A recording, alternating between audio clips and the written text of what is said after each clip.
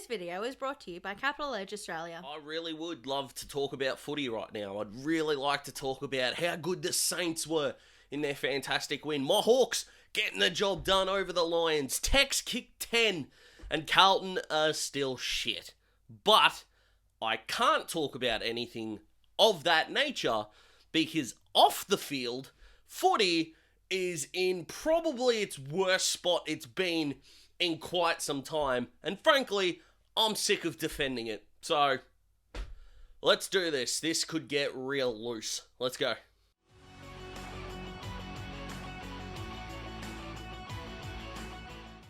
First of all, my apologies to Zach Merritt and Ryan Mansell who didn't make it onto the thumbnail because, frankly, I'd had this sorted before those games really started. I had to pick between Jack Graham and Ryan Mansell and thought I'd pick Graham's because at the time it looked worse and it hasn't been adjudicated as such, so what the hell do I know?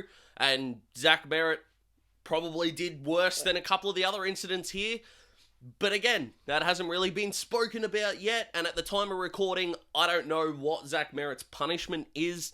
I know this is coming out on Monday evening, of course the King's birthday public holiday, but I am not obviously recording at 7:30 on a Monday evening, so here we are. But I'm sure that punishment will probably be nonsensical as well. Dan Butler's incident took place on Thursday night, which feels like 8 months ago at this point, because as we know, time flies when everything's fucked, and I'm really getting sick and tired of the line not being drawn somewhere. What does that mean? Alright, let's forget footy for just a second, just a tinsy-wincy second. When there's an issue, maybe it's in your workplace, your relationship, a friendship, a family member, whatever it is, whenever there's something that is really, really important that needs to be fixated on a little bit, everyone involved tends to overreact a little bit because we either think that the behaviour or the topic itself needs to be fixed, changed, yada, yada, yada. We need to either stop doing something, so we really need to make sure that we stop doing something, or we need to start doing something, so we actively go out of our way to do it a lot, and then everything kind of pulls back. Think of it like asking your partner to stop doing somewhat of a toxic behaviour, right? They'll stop doing it for about 3 days, and then once they slip back into their usual ways, if that behaviour is a habit, they will then do it again.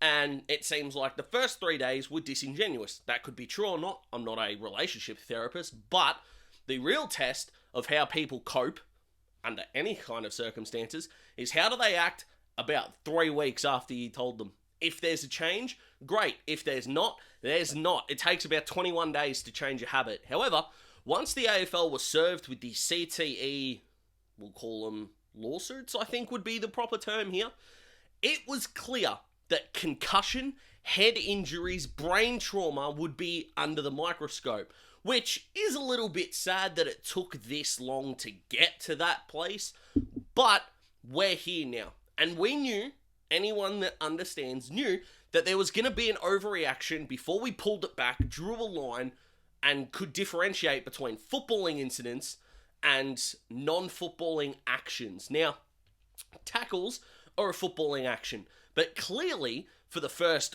8 weeks of the season, the line was being drawn at 2 motion tackles. Tackling, dumping the ground, hitting someone's head. I genuinely thought Nathan Broad would be a martyr because his tackle on Paddy Parnell pretty much told every footy fan that shit doesn't fly. And we were cool with that.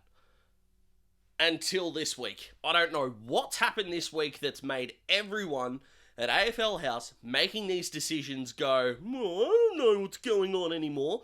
But we're here now. We need to draw the line, right? We need to draw the line. We don't want players getting concussed. I don't think there is any sane, rational fan that goes to the footy and at any point throughout the game wants an opposition player knocked out. And if you do, sort your life out. Please. Because it is such an unnatural and viscerally not okay thing to think or to portray yourself to be someone that believes that. So we'll take the irrational idiots out. Let's draw the line somewhere. So the line is knocking players out in 2 motions. So the question that needs to be asked when we draw the line is what else were they supposed to do? And they can be anyone.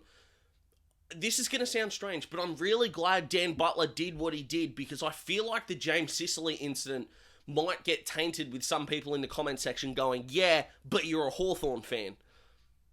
That can't really be the case, because Dan Butler did me kind of a solid here. So I don't think Nick Blakey would appreciate it, but there is a sick part of my brain that is kind of grateful for that.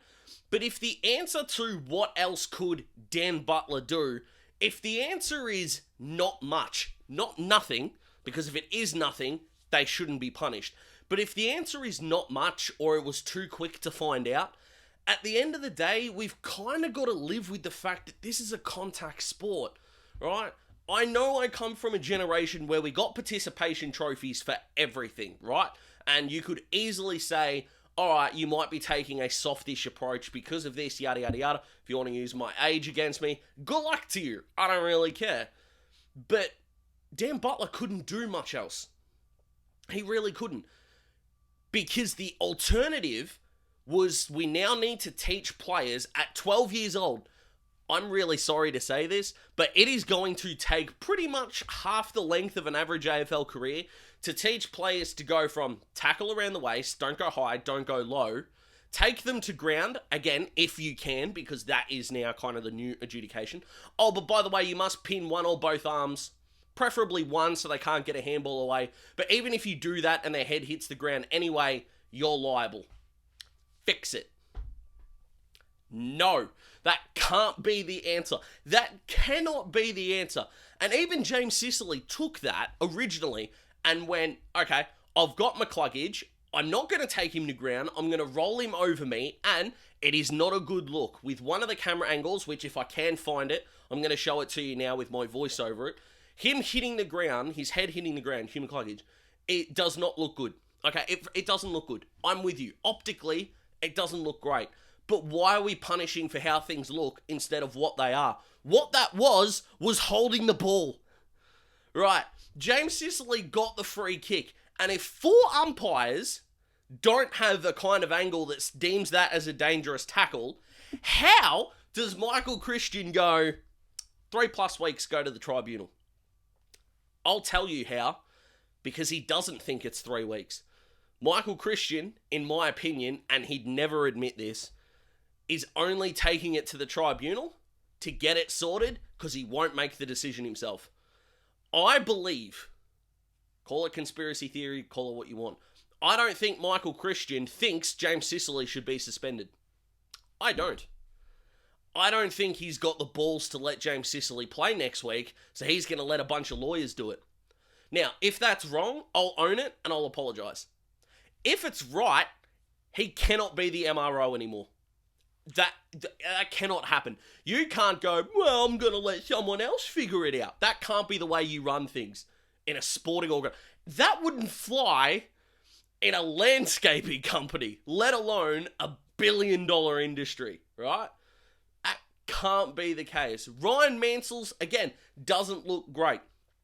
I'm kind of on the fence of Mansell's was worse than Sicily's, but again, if we agree that Mansell's is not great, but not worth a month off, right? Are we really looking at Mansell's and thinking, well, no one knows what punishment to give him. No one at AFL House knows, so we'll let the lawyers figure it out. Or do we genuinely believe that Ryan Mansell's deserves a month, right? Marcus Bontempelli didn't have a case to answer about Dan Houston, and that was the correct decision. Straight up correct decision. But why did we need to know that that was being looked at? If we don't get a suspension or a fine out of what Bont did, why did we need to know about it? And where the line is being drawn, I'm already angry at Michael Christian, if you can't figure that out right now. I'm going to be even more angry if Sicily gets 4 weeks plus. I'm not even going to like 3. I'm not even going to like 2. I get the feeling it's going to be 2 because the AFL are going to see it as, well, it's not a severe punishment as we'd like to give him, but we understand it's a footballing action. We don't know what to do. 2 weeks. That's how I feel it's going to go down. My God, I hope St Kilda not only challenge, but win the hell out of this. Because that would be extraordinary. But the other line that needs to be drawn is the media. it needs to be the media. It just does. Because the trial by media that goes on with everything. But let's talk about the off-field incidents. Why did we need to know that Michael Christian was looking at the Bont incident? So we would talk about it? Are you trying to make people hate the sport? I don't understand. Yes, clicks. I'm YouTube right now. I understand the more people that click on my videos, the better off I'm going to be. I understand that. More people will like the video, comment on the video, and subscribe, which if you haven't done that already, if you do all those things, you'll be my friend forever. But surely the content that you need to be presenting to people is not only consumable, which I hope mine is, but relevant. Where is the relevance in Marcus Bontempelli's incident being looked at before a decision? Why? It's pointless, it's meaningless, and it doesn't do anything. And the losers are the fans and the players. We have had 7 games this season already with more than 80,000 people. That is the equal most in history, and we've still got 93 games left.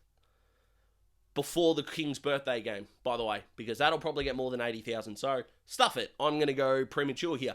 We've had more 80,000 attended games. I don't even know what I'm trying to say. There have been 80,000 plus people at 8 games this year. There we go. The most in history. We've still got 92 games left. People want to watch football. People want to go to the games and love what they're doing. For the first time in a long time, this isn't the players' fault. The players aren't doing a lot wrong here. When I take you back to like 2005, Andrew Demetrio criticised Sydney for their game plan. The AFL wasn't going that well, and it was Sydney's fault. Sydney went on to win the flag, and I haven't seen really a worse call than that since Robert Walls said the Eagles would win the Spoon in 18. But right now, the fans are kind of on the players' side here. Now, sure, you've got fans of their teams that aren't happy, but that's human nature. But we want to go to the footy. We want to watch footy. We want to watch footy players. But the AFL seemingly is still distorting the line between footy and non-footballing actions. And it's hurting the sport. And it's not okay. By all means, pay a free kick for a dangerous tackle. By all means. I'm not taking that away. And the AFL might have something to answer for when it comes to these CTE lawsuits. But why does potentially negligent practices in the past have to affect and destroy the present and the future game?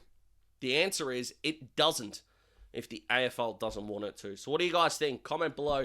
Let me know. Thank you so much to Capital Edge for sponsoring this video. You can visit capitaledgeaustralia.com.au to get a copy of their free book, Become an Educated Property Investor. They've sponsored the video. I thank them so much for that. I thank you for watching, hopefully sharing the video with a friend, liking and subscribing. Take it easy, guys. I've got a mock draft coming for you, the June edition, and let me tell you, it's one of the best. Have a good one, guys. Take it easy. Goodbye.